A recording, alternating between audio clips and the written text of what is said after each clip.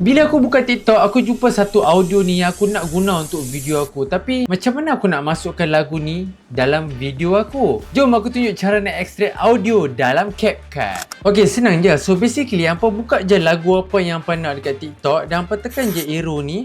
Lepas tu tekan download. Okay, so lepas hampa dah download dah lagu tadi tu kan, video tadi tu, hampa masuk je dalam hampa punya CapCut punya video project. Cari bahagian audio.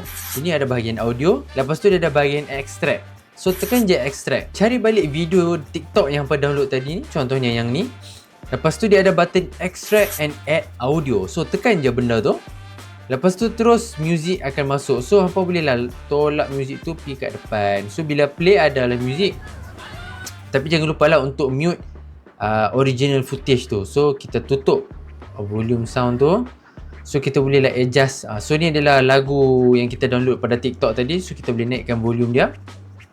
So bila kita play, jadi itulah cara untuk ekstrak audio masuk ke dalam CapCut. Kalau hampa rasa video ni function, cuba hampa follow, like, komen dan share. Sekarang hampa dah tahu.